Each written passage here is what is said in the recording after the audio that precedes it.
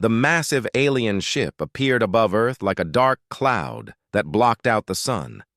Admiral HFY stood on the bridge of the Sovereignty and looked down at the blue planet below. His scaled hands gripped the command rail as he prepared to deliver the message that would change everything for the humans. "Open communication channels to all human settlements," HFY ordered his communications officer. The bridge fell silent, except for the soft hum of alien technology working to connect with Earth's primitive networks. On Earth, President Katie Morrison was in a meeting with her cabinet when every screen in the White House Situation Room suddenly filled with the image of a tall alien creature. The being had dark green scales covering most of its body and yellow eyes that seemed to glow in the dim light of its ship. Defense Secretary Jake Collins jumped from his seat and reached for his phone, but Katie held up her hand to stop him. Chief of Staff Lisa Adams moved closer to the president as they all stared at the alien face on their screens.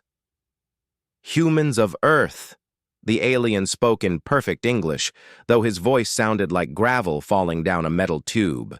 "I am Admiral HFY of the Zolonian Empire, and I speak for the Galactic Council.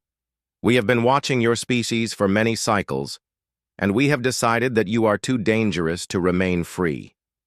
Katie Morrison felt her heart beating faster, but she kept her face calm. Around the world, billions of humans stopped what they were doing to watch and listen to the alien message. In offices and homes and schools, people gathered around any screen they could find. "Your species shows signs of extreme aggression," HFY continued. "You fight wars among yourselves, and you destroy your own planet. The Galactic Council has seen what happens when violent species like yours gain access to space travel. We cannot allow this threat to spread to other worlds."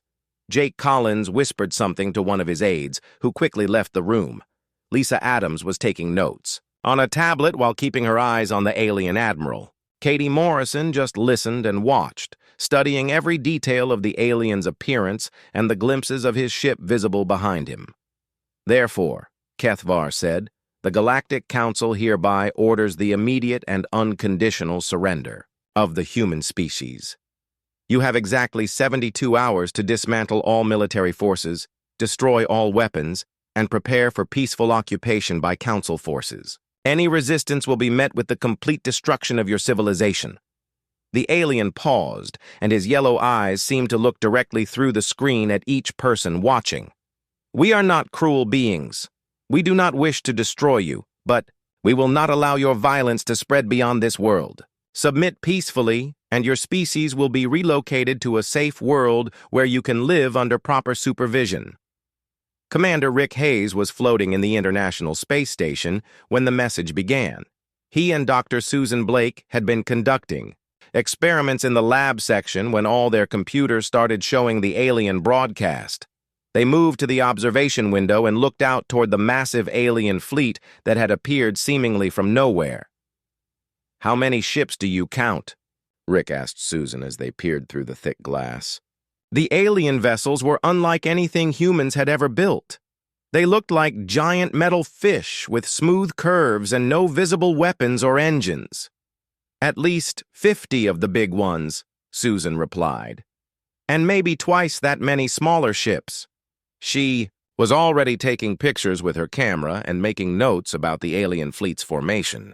Both astronauts had been trained for first contact scenarios, but seeing it happen in real life was completely different from any simulation.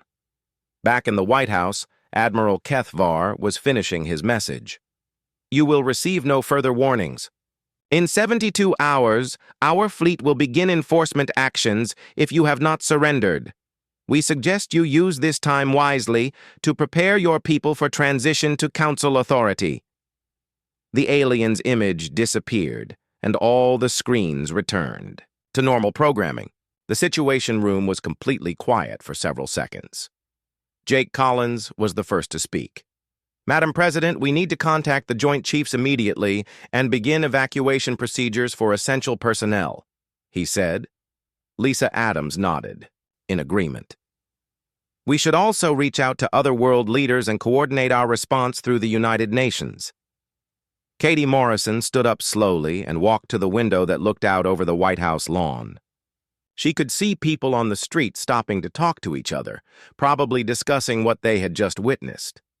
Some were looking up at the sky as if they expected to see alien ships overhead. Then she did something that surprised everyone in the room. She smiled. "Madam President," Jake Collins said carefully, "did you hear what that alien just told us?" Katie turned around to face her advisors, and her smile grew wider. "Oh, I heard him perfectly well, Jake. I heard every single word."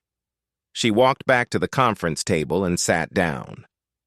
"Gentlemen, ladies, it seems we have guests who don't understand human hospitality."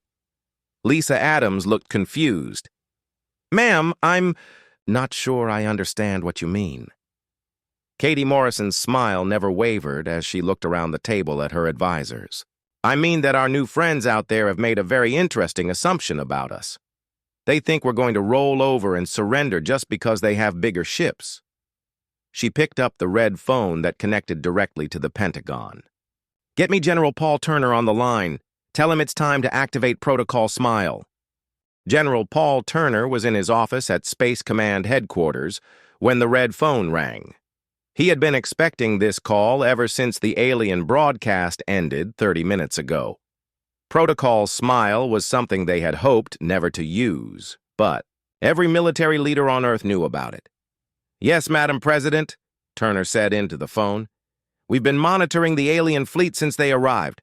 All teams are standing by for your orders." While Turner spoke with the President, Dr. Helen Cross was already on her way to the Pentagon from her office at the Department of Xenological Studies. She had spent her entire career preparing for this moment, studying every piece of evidence that suggested Earth was not alone in the universe. Now that first contact had finally happened, she felt both excited and terrified. Captain Alex Stone received his orders while standing on the bridge of the USS Independence, humanity's newest and most advanced spacecraft. The ship was hidden in the shadow of an asteroid belt beyond Mars, along with dozens of other vessels that the aliens had not detected. Stone looked at his crew and saw the same mixture of fear and determination in their eyes. "All stations, this is Captain Stone," he announced over the ship's communication system. "We have just received authorization to begin Protocol Smile. I want all departments to begin Phase 1 preparations immediately.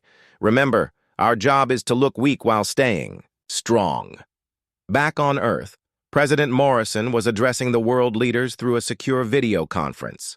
The faces on her screen showed presidents, prime ministers, and other leaders from every major nation. Some looked panicked, others appeared angry, but all of them were waiting for her to explain what humanity's response would be. "My fellow leaders," Morrison began, "we all heard the same message from the Galactic Council. They want us to surrender and accept occupation by alien forces. I'm calling this emergency session to propose our unified response." The Prime Minister of Canada spoke first.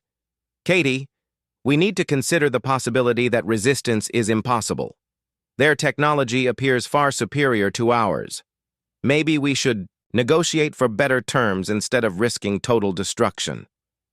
Several other leaders nodded in agreement, but Morrison raised her hand for silence. "I understand your concerns, but I believe we have options that the aliens don't know about.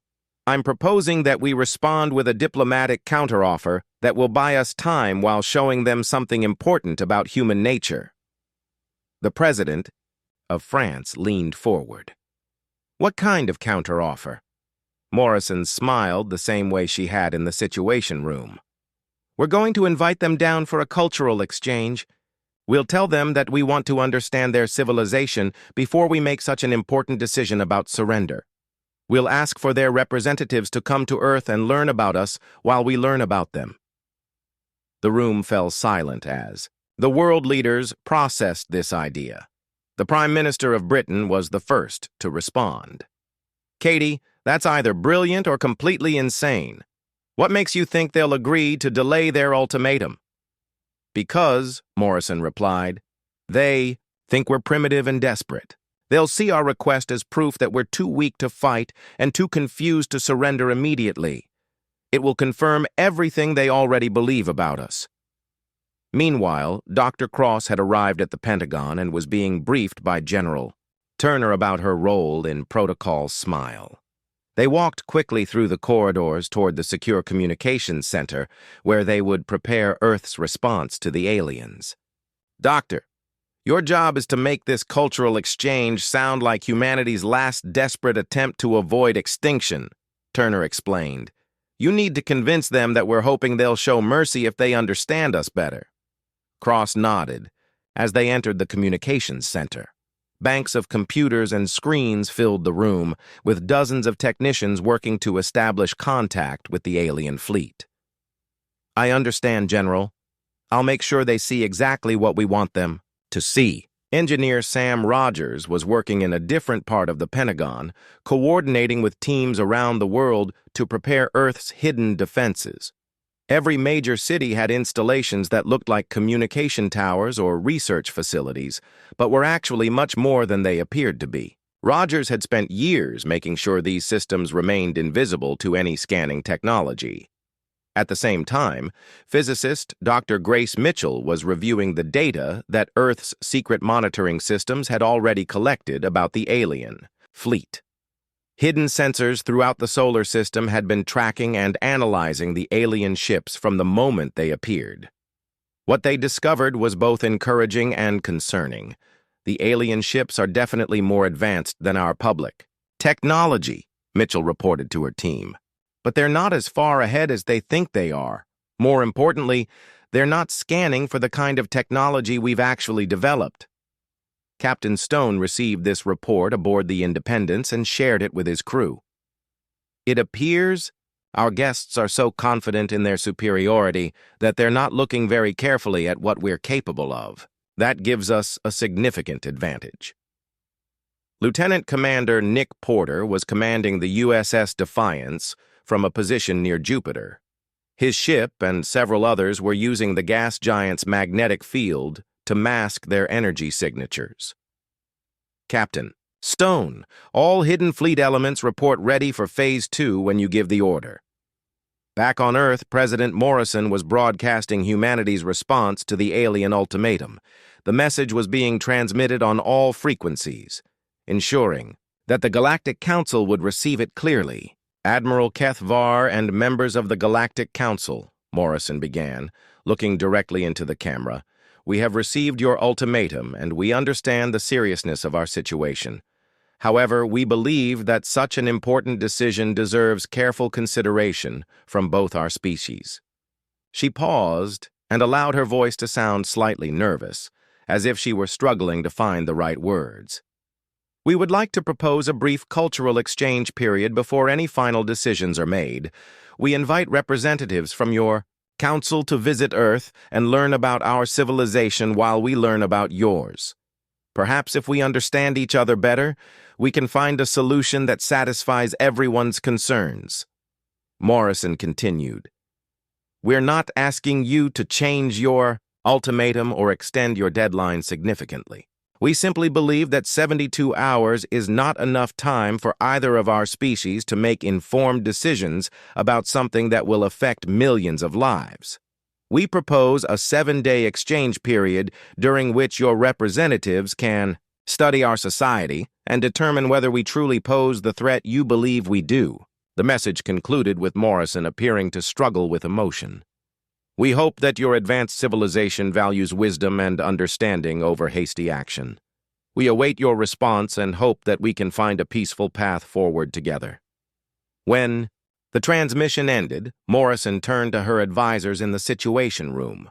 Jake Collins looked worried. "Ma'am, what if they reject our proposal and attack immediately?"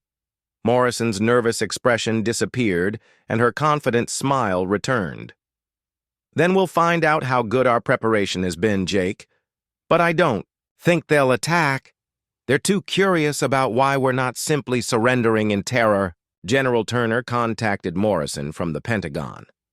"Madam President, all phases of Protocol Smile are now active. Our hidden assets are in position, and our monitoring systems are gathering intelligence on their fleet formations and communication patterns. Dr. Cross added her report. The cultural exchange proposal should appeal to their sense of superiority.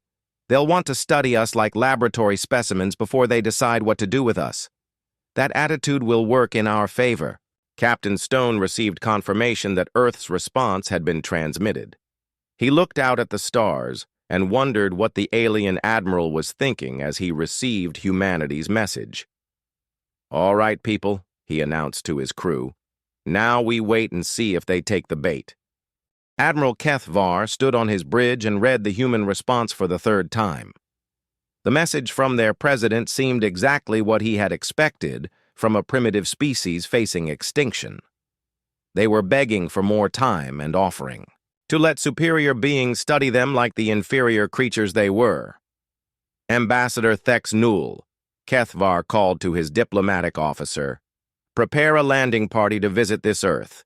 We will grant their request for a cultural exchange, but only because it will make our eventual occupation easier if we understand their weaknesses better." Thex Newell bowed his reptilian head respectfully. "How many days shall we grant them, Admiral?" 7 days should be sufficient to catalog their primitive society, HFY replied. "Make sure our teams document everything about their technology and social structure. When we eventually relocate them, we'll need to know how to manage them effectively." On Earth, Dr. Maria Santos was preparing to meet the alien delegation at a landing site outside Washington, D.C.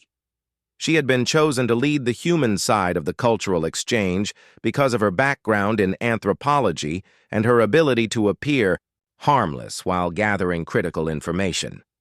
Colonel Ben Foster was coordinating security for the alien visit, though his job was to make sure the security remained completely invisible. The aliens needed to believe that humans were so trusting and naive that they would welcome potentially dangerous visitors without proper precautions. "Remember," Foster briefed his team, "you are all research assistants and cultural guides today. Your weapons stay hidden and your real training doesn't show. Act like curious scientists who are excited to meet aliens, not like soldiers preparing for war." The alien shuttle landed in a field that had been prepared to look like a simple meeting ground. Dr. Santos walked forward with a small team of scientists and diplomats to greet their visitors. She carried flowers from Earth as a welcome gift and wore a simple dress that made her look more like a school teacher than a government official. Ambassador Thex Newell emerged from the shuttle with 5 other aliens. They all wore dark uniforms and carried devices that were obviously weapons, though they tried to keep them concealed. Santos noticed everything but kept her expression friendly and curious. "Welcome to Earth," Santos said with a warm smile. "I'm Dr. Maria Santos, and I'll be your guide during your visit. We're so excited to learn about your civilization and show you ours." Thex Newell looked down at the small human woman and felt a mixture of pity and disgust. These creatures were even more pathetic than the intelligence reports had suggested. "We appreciate your hospitality," he replied in his grinding voice. "We are here to evaluate your species and determine your suitability for relocation." Santos nodded enthusiastically, as if relocation sounded like an exciting opportunity. "Of course. We've prepared a wonderful tour for you. We'd like to show you our cities, our art, our technology, and our culture. Would you prefer to start with our capital city, or would you like to see how ordinary humans live?" The aliens chose to see ordinary human life first, thinking this would reveal the true nature of humanity better than whatever propaganda they might see in government buildings. Santos led them to a suburban neighborhood where families were going about their daily routines. What the aliens saw confused them. Humans were working together on various projects without any obvious hierarchy or force compelling them to cooperate. Children played games that required both competition and teamwork. Adults solved problems by discussing them openly rather than following orders from authority figures. "This is inefficient," one of the alien scientists observed. "How do you maintain Order without clear command structures? Engineer Sam Rogers, who was disguised as a local resident, answered the question.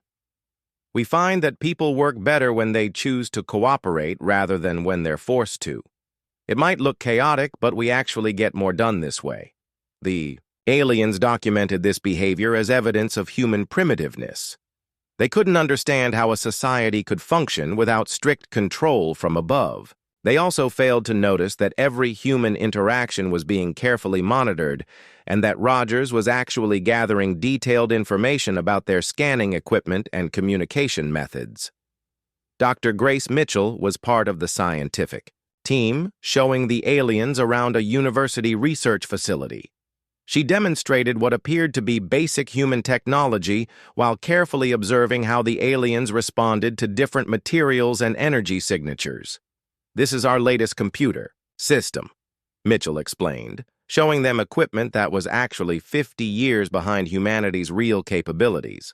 We use it for calculations and data storage. The aliens examined the primitive computers with the same interest that humans might show towards stone tools in a museum.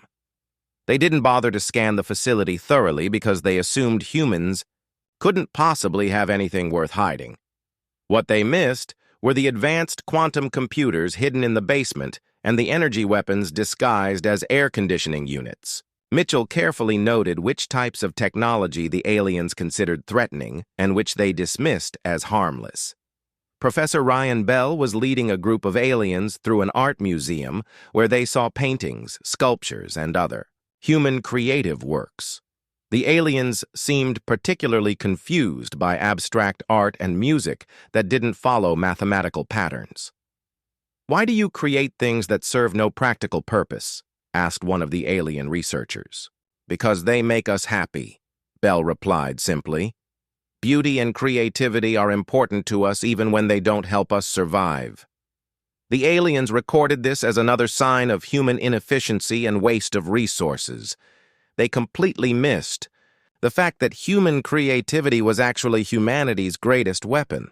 The same minds that created beautiful music and art were also capable of finding unexpected solutions to impossible problems. Colonel Foster watched the entire cultural exchange from hidden observation posts around the city. His teams were recording every alien movement and analyzing their behavior patterns. The aliens thought they were studying humans, but humans were learning far more about their visitors. "They're arrogant," Foster reported to General Turner. "They assume we're too primitive to pose any threat, so they're not taking basic security precautions. Their weapons are advanced, but their tactics are predictable." Captain Stone received regular updates about the alien visit while maintaining his position in the asteroid belt. The USS Independence and its sister ships continued to remain hidden while gathering intelligence from the alien fleet orbiting Earth. "The aliens are sending detailed reports back to their main fleet," Stone's communications officer reported. "We're intercepting and decoding most of their transmissions. They're telling their admiral that humans are exactly as weak and primitive as expected." Lieutenant Commander Porter monitored the situation from his position near Jupiter. "Captain Stone, should we move our ships closer to Earth while the aliens are distracted by the cultural exchange?" "Negative," Stone replied. "We stay in position until Phase 4 begins. Our job right now is to remain invisible and let the aliens think they understand us completely." Back on Earth, Ambassador Thex Null was concluding his first day of studying human civilization. He sent his daily report to Admiral Kethvar with confidence that the Galactic Council had made the right decision about humanity. "The humans are even more primitive than our initial assessment suggested," Thex Null reported.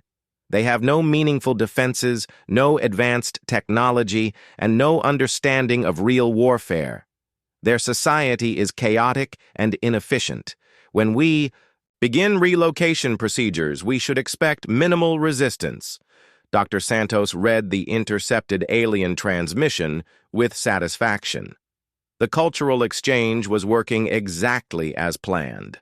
The aliens were seeing everything humans wanted them to see and missing everything that mattered. "Day 2 tomorrow," she told Colonel Foster. "Let's show them our primitive technology centers and weak military installations." By the time this week is over, they'll be so confident in their superiority that they won't see our real response coming. The cultural exchange continued with both sides learning valuable information about each other.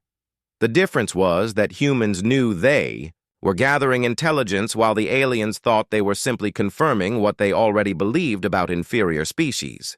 The 7-day cultural exchange period was ending, and Admiral Kethvar felt satisfied with what his teams had discovered about humanity.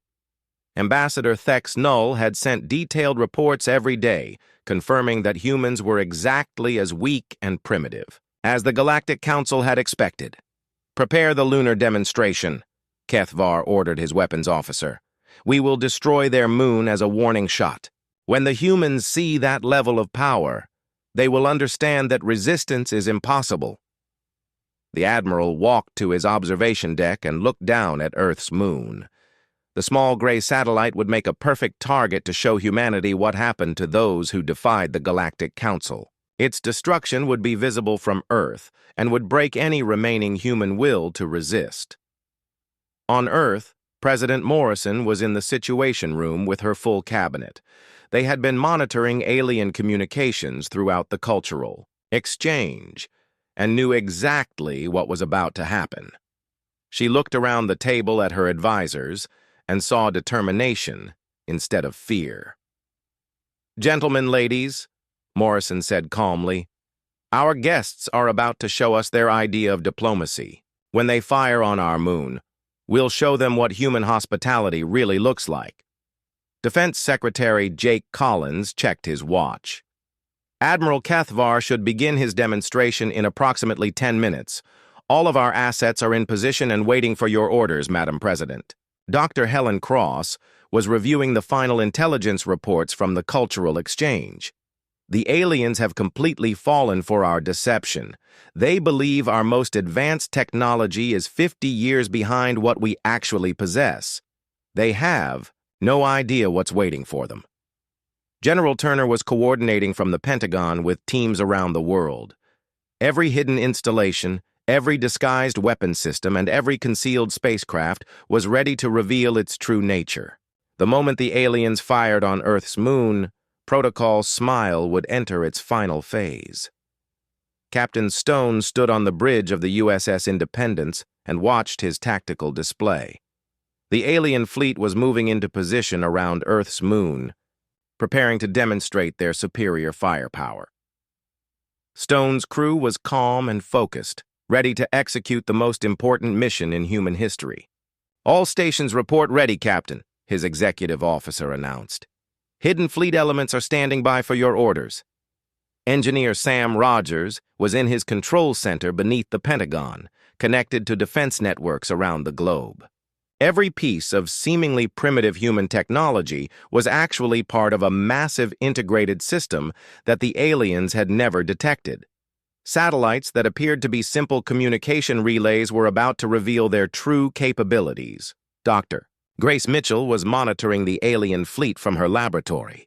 The quantum computers hidden throughout Earth had been analyzing alien technology for 7 days, finding weaknesses and developing countermeasures.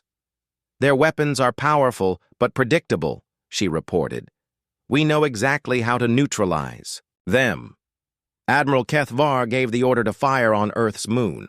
The main weapon of his flagship charged with energy that made the air around the ship glow with dangerous light. Every human on Earth who was watching the sky could see the alien weapon preparing to destroy their moon. "Fire!" Kethvar commanded. The alien weapon discharged with a beam of energy that could vaporize entire cities. It struck Earth's moon and began tearing through rock and metal, creating a spectacular display of destruction that was visible across half the planet. At that exact moment, President Morrison spoke one word into her secure communication system: "Smile." Immediately, everything the aliens thought they knew about humanity changed forever. The International Space Station, which had appeared to be a simple research facility, unfolded into a massive command and control center. Hidden panels opened to reveal advanced sensors and communication arrays that began coordinating human forces throughout the solar system. Captain Stone activated systems throughout his fleet that had been disguised as asteroid mining equipment and deep space monitoring stations. Dozens of human spacecraft that had been invisible to alien sensors suddenly appeared on every scanning system in the Galactic Council fleet. Lieutenant Commander Nick Porter emerged from behind Jupiter with the USS Defiance and an entire battle group that had been using the gas giant's magnetic field to hide their energy signatures. All ships, this is Porter, execute Protocol Smile Phase 4. On Earth, communication towers around the world transformed into advanced defense platforms. Installations that the aliens had dismissed as primitive research facilities revealed themselves to be weapon systems more advanced than anything in the Galactic Council's arsenal. Professor Ryan Bell activated the hidden networks that connected every major city on Earth. What had appeared to be simple computer systems were actually nodes in a quantum communication grid that allowed instant coordination of defensive actions across the entire planet. Admiral Kethvar watched in horror as his tactical displays filled with new contacts. Human spacecraft were appearing everywhere, emerging from hiding places throughout the solar system.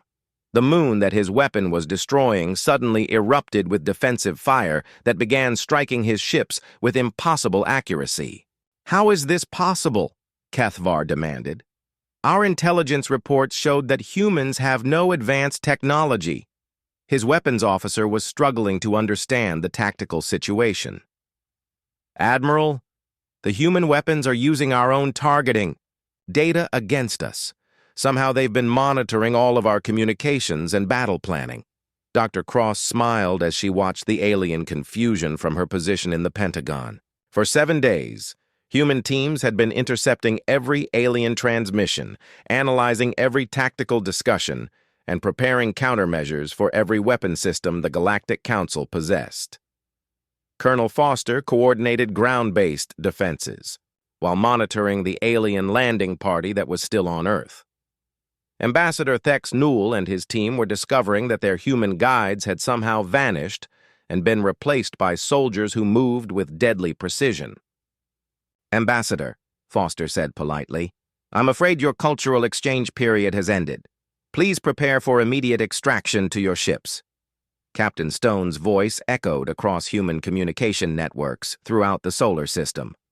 "All human forces, execute Coordinated Strike Pattern Alpha. Target alien weapon systems and propulsion units. Disable but do not destroy unless fired upon." The battle that followed was unlike anything the Galactic Council had ever experienced. Human forces attacked with perfect coordination, using tactics. That should have been impossible according to established military doctrine. Every alien move was anticipated and countered before it could be completed. Engineer Rogers watched his displays as human technology that had been hidden for decades finally revealed its true capabilities. Weapons that could bend space-time struck alien ships from directions that seemed impossible. Defense systems that existed in multiple dimensions protected human assets from alien counterattacks. Dr. Mitchell's quantum computers were processing battle data faster than alien systems could respond. "Human forces are achieving total tactical superiority," she reported.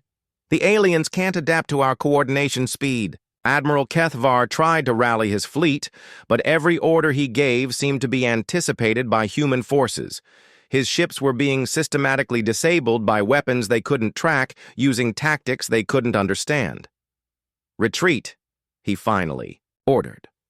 "All ships withdraw to safe distance immediately." But Captain Stone's response came over the alien communication channels in perfect Zilonian language. "Admiral Kethvar, your fleet is surrounded and your weapons are neutralized. Please prepare to receive our diplomatic response to your ultimatum." President Morrison appeared on every screen in the alien fleet, her familiar smile now carrying a completely different meaning. "Admiral, I believe it's time we had a proper conversation about the future of human-alien relations. You've seen our hospitality, now let me show you our negotiating position." The revelation was complete. Humanity had never been the primitive, helpless species the Galactic Council believed them to be. They had been playing a game that was several moves ahead of anything their visitors could imagine. Admiral Keth Var stared at the human president's image on his screen and felt something he had never experienced before in his long military career. Fear. Not fear of death or defeat, but fear of the unknown. Everything he thought he understood about warfare and civilization had been proven wrong in the space of minutes. "Human Morrison," he said, trying to keep his voice steady, "you have revealed capabilities that our intelligence did not detect, but you are still outnumbered and surrounded. Our reinforcements are already on their way to this system." President Morrison's smile grew wider. "Admiral, I appreciate your confidence, but I think you should look at your tactical displays more carefully. Your reinforcements encountered some unexpected obstacles." Captain Stone was coordinating the human response from the USS Independence when he received confirmation that the second phase of the operation was complete. "Madam President, Admiral Porter's Deep Space Task Force has successfully intercepted the Galactic Council reinforcement fleet. Enemy vessels are disabled and awaiting diplomatic contact." Lieutenant Commander Nick Porter had taken his battle group through a fold in space-time that allowed them to reach the incoming alien reinforcements before those ships even knew they were under attack. The human vessels appeared around the Galactic Council fleet like ghosts materializing from nothing. "Alien vessels," Porter announced over their communication channels. "This is the human deep space fleet. Your main force at Earth has been neutralized and you are now surrounded. Shut down your weapons and prepare for peaceful contact." The alien reinforcement commander tried to fight back, but his ships were using technology that was already 50 years behind what humans had secretly developed. Human weapons struck from angles that seemed to violate the laws of physics, using principles that the aliens didn't know existed. Back at Earth, Flight Commander Dana White was leading human atmospheric fighters in a coordinated strike against alien ships that had tried to escape into Earth's upper atmosphere. Her squadron moved with precision that looked like a carefully choreographed dance, each pilot knowing exactly where every other human and alien ship would be at any given moment. "All enemy atmospheric craft have been disabled," White reported to Captain Stone. "No alien technology made it to Earth's surface." Major Carl Young was commanding ground forces that were securing the alien landing party and their shuttle. Ambassador Thexnull and his team found themselves surrounded by human soldiers who moved and fought with skills that seemed impossible for such a primitive species. "How did you hide this level of military capability?" Thexnull demanded, as Colonel Foster's troops efficiently secured the alien equipment and weapons. Foster smiled politely. "We didn't hide it, Ambassador. We just let you see what you expected to see. Your people assumed we were primitive, so you looked for primitive technology. You never scanned for the quantum systems and dimensional weapons we actually possess." Intelligence Chief Laura Hayes was in her command center, coordinating the information warfare aspect of the human response. For 7 days, her teams had been infiltrating alien computer systems and communication networks, learning everything about Galactic Council technology and tactics. "Enemy communications are completely compromised," Hayes reported. "We have access to their tactical networks, supply chain data, and strategic planning systems. They can't coordinate any response without us knowing about it first." Communications specialist Tony Clark was monitoring alien transmissions throughout their fleet. "The enemy is completely confused about our capabilities," he reported. "Their commanders are trying to retreat, but they can't agree on tactics because they don't understand what they're fighting against." Dr. Grace Mitchell was analyzing the battle data from her laboratory and marveling at how perfectly the human strategy was working. "The aliens are using predictable tactics based on their experience fighting other galactic civilizations. But we're not like other civilizations. We think differently and fight differently." Engineer Sam Rogers was coordinating the technical aspects of the human victory from his control center. Every piece of alien technology that humans had examined during the cultural exchange was now being turned against its creators. "We're using their own sensor data to target their weak points," Rogers reported. Their ships are designed to fight enemies who use similar technology, but our quantum weapons operate on principles they've never encountered. Professor Ryan Bell was documenting the engagement for future study.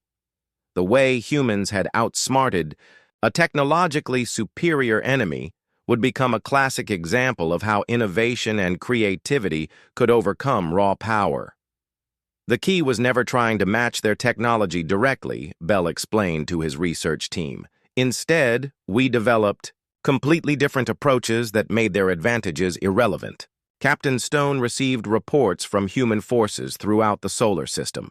Every alien ship had been disabled or captured without a single human casualty.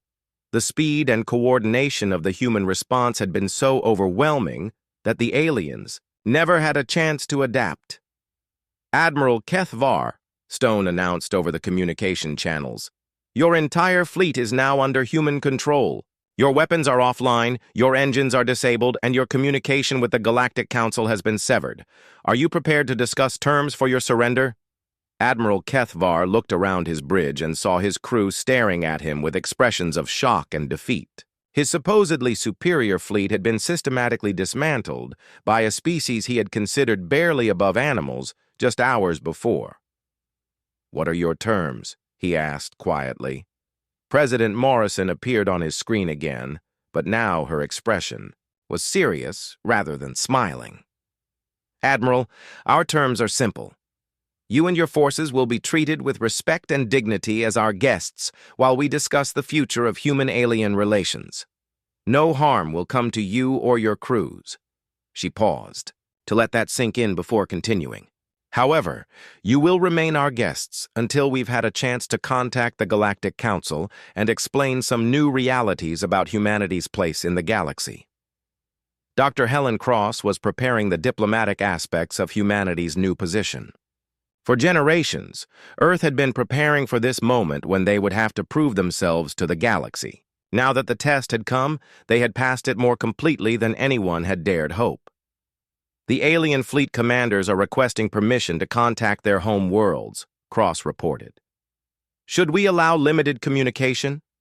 Morrison considered this question carefully. Yes, but all communications will be monitored and filtered through our systems. The Galactic Council needs to hear about what happened here, but they'll hear it from our perspective as well as yours.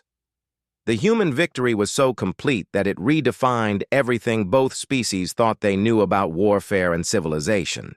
The aliens had expected to fight a primitive enemy using familiar tactics, but instead they had encountered something completely new in their experience.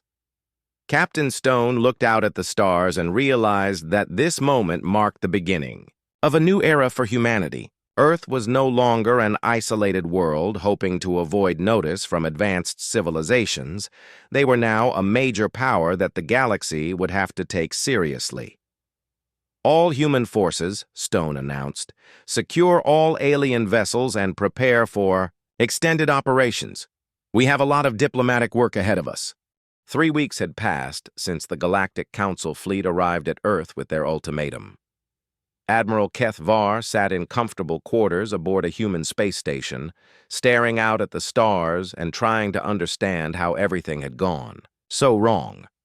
His fleet was intact, but completely under human control. His crews were being treated better than most prisoners in Galactic Council territory, and his entire understanding of warfare had been shattered. President Morrison entered his quarters carrying 2 cups of coffee, a human beverage that the Admiral had grown to appreciate during his captivity. She sat down across from him at the small table by the window and offered him one of the cups. Admiral, she said in a friendly tone, I've received a response from the Galactic Council about our diplomatic proposal. Would you like to hear what they said? HFY took the coffee and nodded slowly. For 3 weeks, he had been learning about human culture and technology under circumstances he never could have imagined. Instead of the primitive barbarians he expected, he had discovered a species that combined advanced science with genuine compassion in ways that challenged everything he believed about civilization. The Galactic Council is confused, Morrison continued. They don't understand how their most advanced fleet could be defeated so completely. by a species they classified as primitive. They're demanding explanations and threatening to send their entire armada to Earth. The Admiral looked up from his coffee with concern. Madam President, the full Galactic Council fleet contains over 10,000 ships. Even with your superior technology, you cannot face that many vessels. Morrison smiled the same way she had during their first encounter, but now Kethvar understood that her smile meant something entirely different than he had originally thought. Admiral, I appreciate your concern for our safety, but I think you're still underestimating what humanity is capable of. Dr. Maria Santos entered the room carrying a tablet with the latest intelligence reports. Over the past 3 weeks, she had been working with Ambassador Thex Null to establish communication protocols with other species in the galaxy.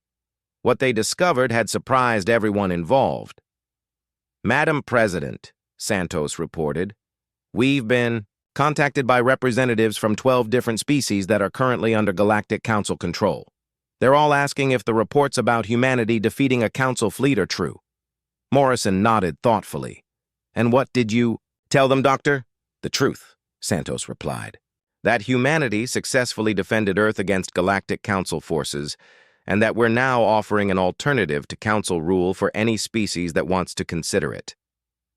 Ambassador Thex Null had been observing human society for 3 weeks, and his reports to the Galactic Council had become increasingly difficult to write. Everything he thought he knew about civilization and progress had been proven wrong by what he observed on Earth. President Morrison, Thex Null said as he joined the conversation, my people believe that advanced technology requires strict social control. But humans have developed quantum computers and dimensional weapons while maintaining individual freedom and creative expression. How is this possible? Morrison set down her coffee and looked out at the stars. Ambassador, the Galactic Council assumes that there's only one path to advancement. You believe that efficiency requires hierarchy and that progress demands conformity. But humans discovered something different. She turned back to face the alien diplomat. We learned that diversity makes us stronger, that freedom encourages innovation, and that cooperation works better than control. Our technology advanced precisely because we didn't try to make everyone think the same way. Captain Stone was aboard the USS Independence, which was now serving as the flagship for humanity's expanding fleet. The ships that had been hidden throughout the solar system were now openly patrolling Earth's space, and new vessels were being constructed using technology that was advancing rapidly as human scientists studied alien systems. Captain, his communications officer reported, we're receiving messages from alien species throughout the galaxy. Most of them want to know if humanity is really offering an alternative to Galactic Council membership. Stone walked to his command chair and considered the implications. Humanity had defeated one Galactic Council fleet, but they were now facing the possibility of a much larger conflict that could involve dozens of species and thousands of worlds.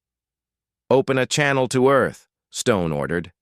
I need to speak with President Morrison about our expanding diplomatic situation. General Paul Turner was in his office at Space Command, reviewing reports from human intelligence teams throughout the galaxy. Since Earth's victory over the Galactic Council fleet, human agents had been making contact with resistance movements on dozens of worlds. The galaxy is more unstable than we realized, Turner reported to Morrison during their secure video conference.